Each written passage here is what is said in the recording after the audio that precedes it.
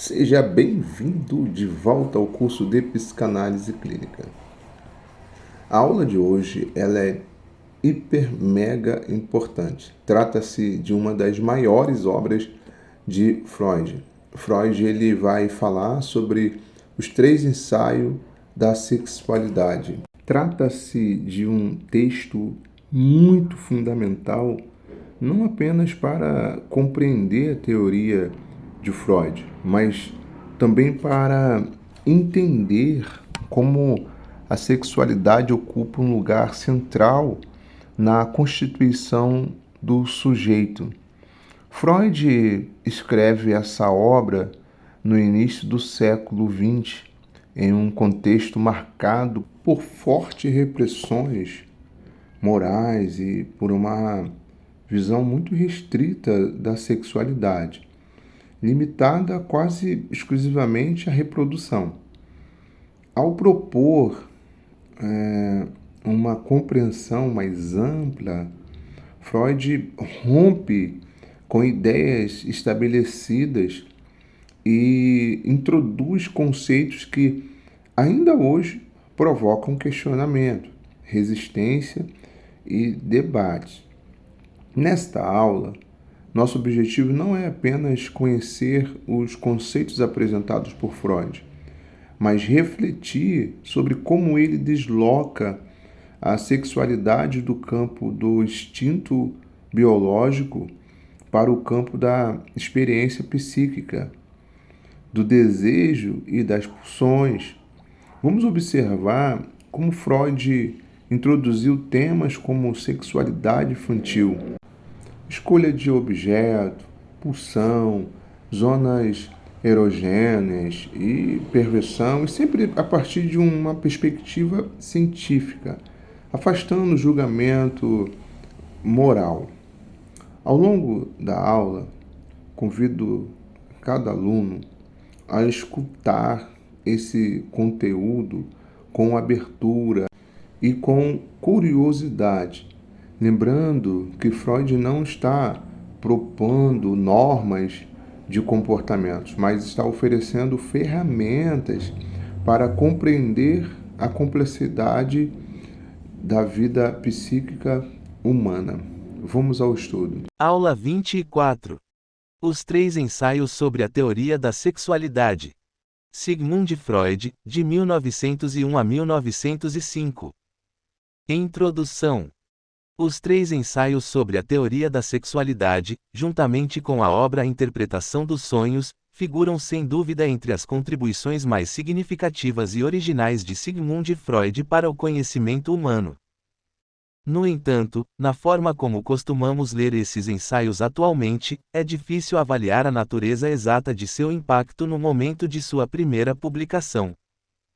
Isso ocorre porque, ao longo de edições sucessivas durante cerca de 20 anos, esses textos foram submetidos pelo próprio autor a mais modificações e acréscimos do que qualquer outro de seus escritos, talvez com exceção da própria interpretação dos sonhos.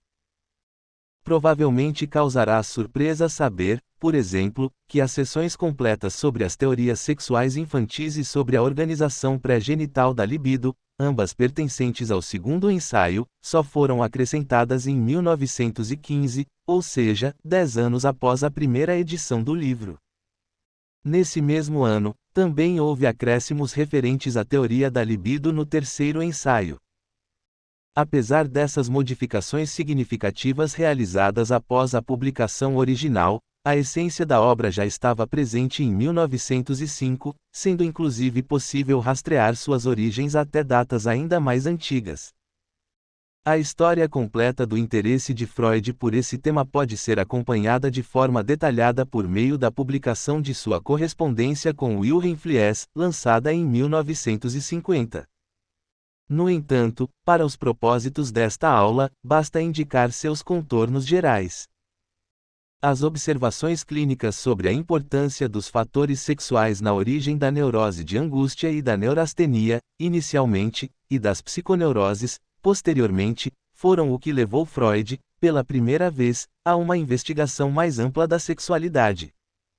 Suas primeiras abordagens, no início da década de 1890, partiram de um ponto de vista fisiológico e químico. Por exemplo, em seu primeiro artigo sobre a neurose de angústia, publicado em 1895, Freud apresenta uma hipótese neurofisiológica sobre os processos de excitação e descarga sexual. Um diagrama notável ilustrando essa hipótese aparece em um rascunho de suas cartas a Wilhelm Fliess, aproximadamente na mesma época, embora o tema já tivesse sido mencionado um ano antes. A insistência de Freud nas bases químicas da sexualidade remonta, pelo menos, a esse período. Deve-se levar em conta que Freud era médico neurologista, voltado para questões neurobiológicas. Até os dias atuais, muitos médicos, especialmente psiquiatras e neurologistas, permanecem inseridos nessa ideologia medicamentosa, segundo a qual as questões emocionais derivariam principalmente de um mau funcionamento do cérebro. Como exemplo, a falta de determinadas substâncias pode ser associada ao estresse, à depressão e à ansiedade. Desequilíbrios nos sistemas de neurotransmissores também têm sido associados a diversos transtornos. As indústrias farmacêuticas figuram como grandes fomentadoras dessas pesquisas, muitas vezes orientadas por interesses específicos. A existência de necessidades sexuais no ser humano e nos animais expressa-se biologicamente pelo pressuposto de uma pulsão sexual. Essa ideia segue a analogia com a pulsão de nutrição, representada pela fome. No caso da pulsão sexual, a linguagem comum não dispõe de um termo equivalente à palavra fome. A ciência, portanto, utiliza o conceito de libido. A opinião popular costuma formar representações bem definidas sobre a natureza dessa pulsão sexual. Acredita-se que ela esteja ausente na infância, manifeste-se apenas na puberdade, em conexão com a maturação sexual, e se expresse como uma atração irresistível entre os sexos, tendo como objetivo final a união sexual. No entanto, Freud aponta que essa imagem é bastante imprecisa e repleta de erros e conclusões apressadas. Freud propõe dois conceitos fundamentais: o objeto sexual, que é a pessoa de quem provém a atração sexual, e o alvo sexual, que é o ato ou finalidade para o qual essa atração impele. A observação científica demonstra uma grande variedade de desvios tanto no objeto sexual quanto no alvo sexual, exigindo uma investigação cuidadosa de sua relação com a norma suposta. Ao tratar dos desvios em relação ao objeto sexual, Freud observa que a teoria popular da pulsão sexual encontra sua expressão simbólica na ideia de que o ser humano é dividido em duas metades, homem e mulher, destinadas a se unir no amor.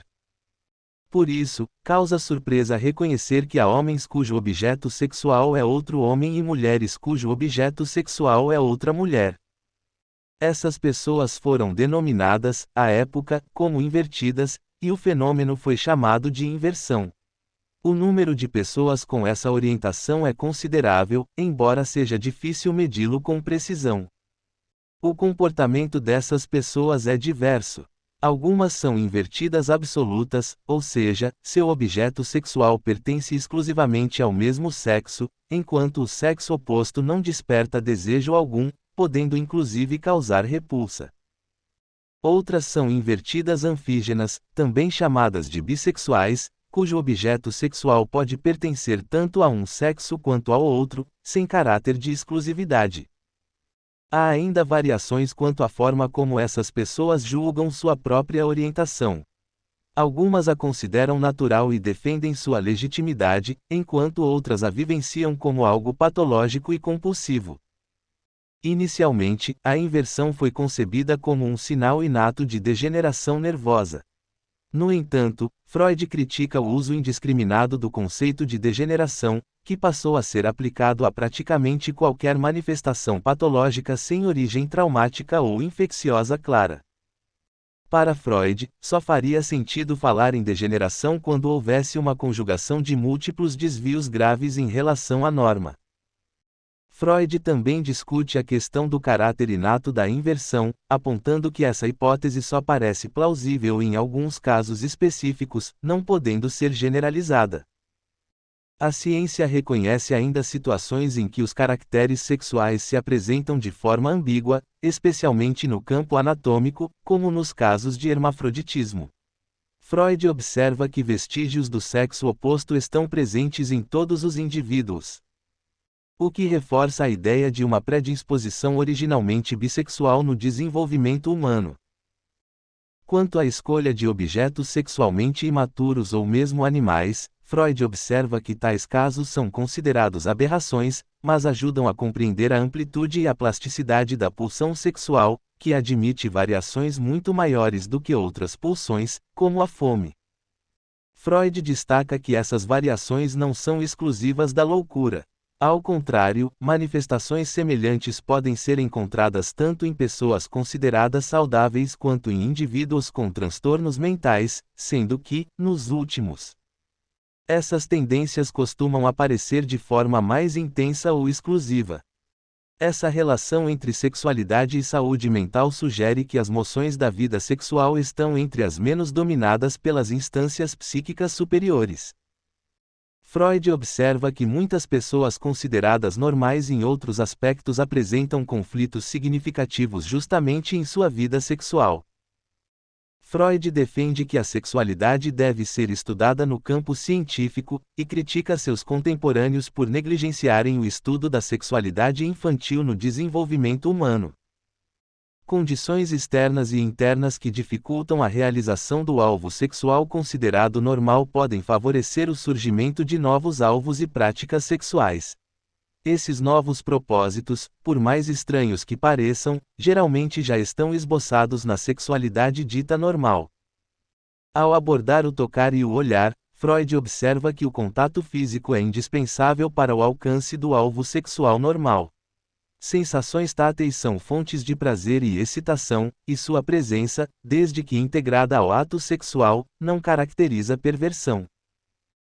Freud afirma que a sexualidade infantil é autoerótica e polimorfa, envolvendo diferentes zonas do corpo capazes de produzir prazer, como as fases oral, anal e fálica.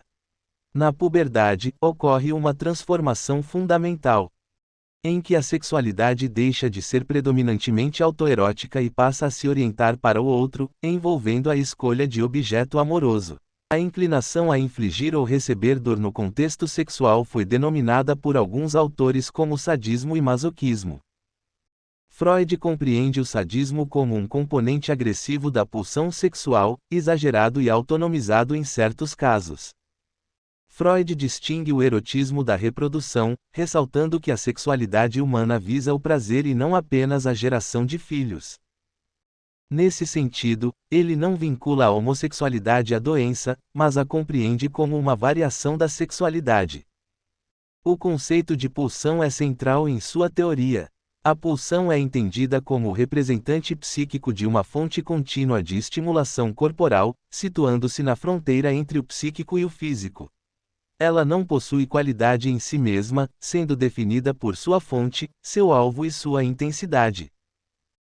Freud diferencia pulsão de instinto, afirmando que os seres humanos são regidos por pulsões, ligadas ao desejo e ao prazer, e não por instintos fixos, como ocorre nos animais.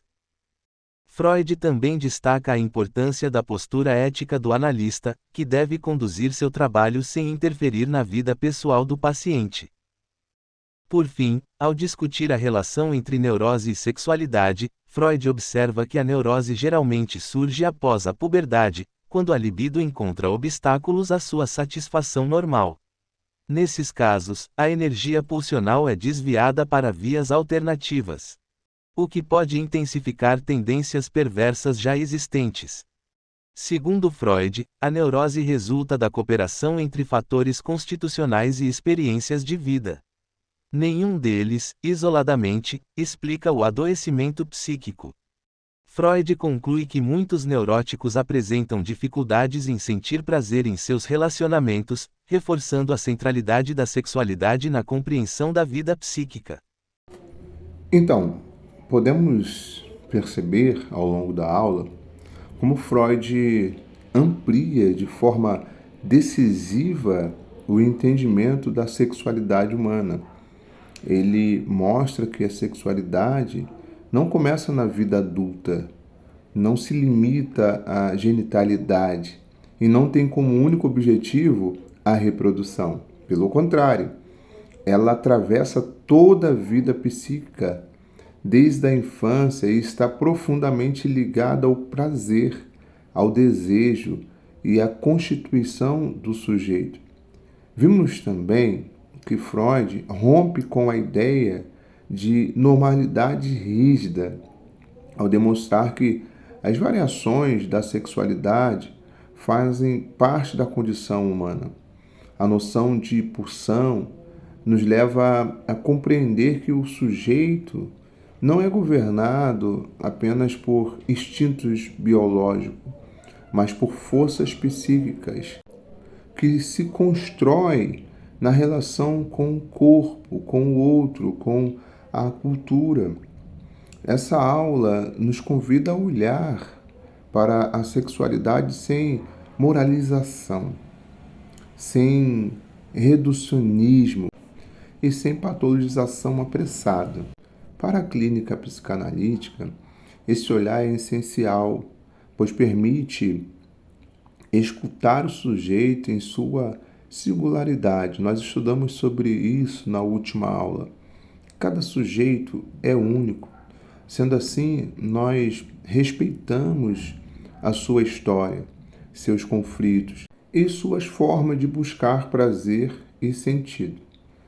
Então, nós encerramos essa aula lembrando que os 3 ensaios sobre a teoria da sexualidade não são apenas um marco histórico da psicanálise, porém, um convite permanente à reflexão sobre quem somos, como desejamos e como nos constituímos como sujeitos na relação com o outro e com a cultura. Bom ressaltar que a ideia central da aula caminha em direção a um cuidado conceituado muito importante. Fica bem claro que a ideia de Freud seria a seguinte: o ser humano ele busca prazer nos relacionamentos, independente das genitárias. Freud não está falando no esfregar das genitárias, porque para a psicanálise a sexualidade não se reduz ao órgão genital, nem à reprodução. Freud desloca a sexualidade do campo puramente biológico para o campo do psíquico. O que está em jogo não é a genitália em si, mas o desejo, a libido, a escolha de objeto e a forma como o sujeito se relaciona com o outro para obter prazer. Quando Freud fala de objeto sexual, ele se refere à pessoa na qual a libido se investe, e não ao sexo anatômico dessa pessoa. O prazer pode estar no olhar, no toque, na palavra, no vínculo, na fantasia e na relação afetiva, e não apenas no ato genital. A própria ideia de sexualidade infantil, de autoerotismo e de zonas erogêneas mostra que o prazer é vivido no corpo inteiro e na relação com o outro, muito antes da maturidade genital. Na vida adulta, isso permanece. O prazer continua sendo mediado pelo vínculo, pela história do sujeito e pela forma como ele se relaciona. Portanto, a aula não afirma que a genitália não existe ou não importa, mas ensina que ela não é o centro exclusivo da sexualidade humana. O centro está no prazer e no laço, e esses se organizam de maneira diversas conforme a história da psique de cada sujeito. Então é isso, até a próxima aula e fiquem com as referências que foram usadas para preparar essa aula. Referências: Sigmund Freud, Os 3 Ensaios sobre a Teoria da Sexualidade, de 1901 a 1905. Volume 6, São Paulo, Companhia das Letras, 2016. Sigmund Freud. Os Três Ensaios sobre a Teoria da Sexualidade, edição brasileira das Obras Completas, volume 7. Rio de Janeiro, Imago, 1977.